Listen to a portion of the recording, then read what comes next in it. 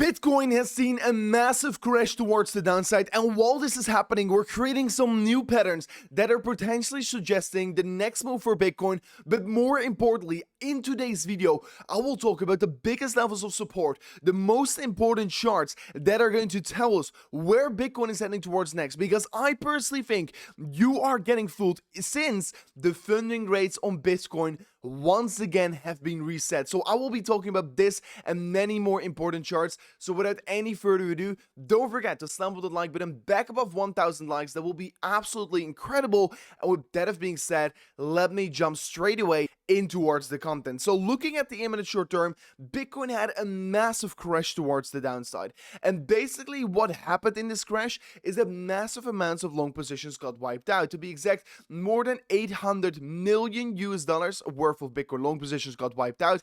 And currently, looking at the liquidation heat map, there is not a lot of liquidity laying below us or above us. So for me right now to predict Bitcoin is either gonna go up or down from the liquidation heat map will be very hard to tell. But we are currently seeing an incredibly good development, and that is that the funding rates are once again back to neutral. Previously around, the funding rates were extremely positive, meaning that everyone was longing in the market, but apparently all those guys that were longing in the market, they got liquidated out, and that is of course super good in my opinion. There is indeed another pattern currently emerging on the Bitcoin price action, what is called a rising wedge, what is a typical bearish bias pattern. However, if we indeed break towards the downside, I think it's going to be a fake out before we're once again moving towards the upside, because you have to understand this. Bitcoin literally dumped towards the downside due to speculation of a potential spot ETF rejection, but honestly, this speculation is based purely on speculation. So yeah, once it really gets accepted and it doesn't get rejected, the pump is only going to be bigger for Bitcoin. And literally tomorrow is the day where the Bitcoin spot ETF window is going to be opening for approval. So that is of course going to be massive, and I do expect that there is going to be more volatility for Bitcoin in the coming hours and days ahead of ourselves. And most likely indeed, yes, we are going to get that Bitcoin spot ETF, and I think it is going to get accepted, and we are going to see another push towards the upside, and a lot of these short positions that are currently getting opened are going to get wiped out again. So while I talked about my two most important levels of support while we were sitting here on the top side, this level right here failed to hold support, but the level here on the lower side clearly held us up as support. This previous downward sloping resist line is currently acting as support,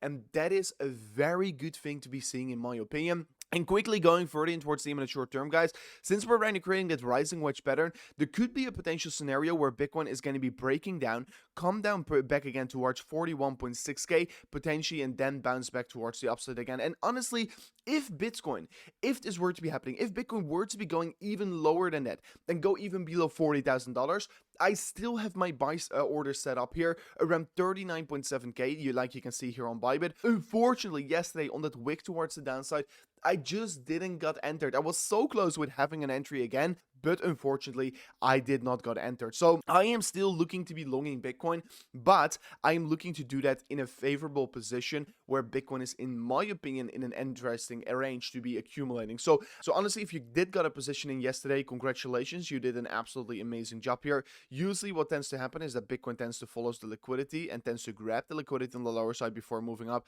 So potentially we are still going to be having that fake out towards the downside before ultimately moving up. But if that were to be happening for Bitcoin, if we really were to be seeing that move towards the downside, I would approach this as a gift and not necessarily as a bad thing. So that is what I'm currently doing. And if you want to be trading on BYBIT or whatsoever, guys, make sure to check it out in the link description, because you can currently claim a deposit bonus worth $40,000. And without this link, it's only 400. And on top of that, you could claim a free $1,000 position. And all you need to do is go to the link description of today's video, sign up an account, complete KYC, deposit $100 in your first 7 days, and you could claim a free $1,000 position on BYBIT, what is of course also a massive deposit bonus we have currently got running. So going further towards the content, we can see that on the daily time frame, there's nothing really that we need to be worrying about. Of course, we had that massive breakout for Bitcoin above the previous high, but apparently it was a fake out for Bitcoin. So Bitcoin is currently still holding up towards the upper sloping support line, what is definitely also a very good thing for Bitcoin. So as long as Bitcoin is not breaking below this level, I don't see a reason at all to be necessarily panicking on Bitcoin.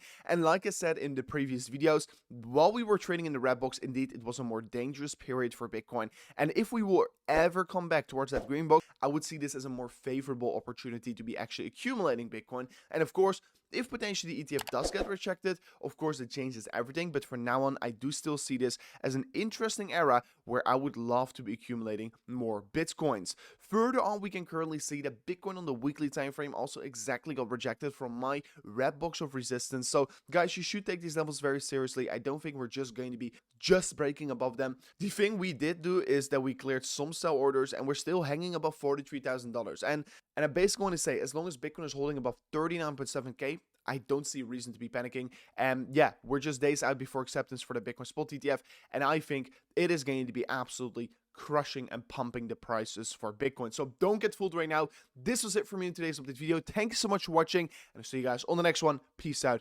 Goodbye.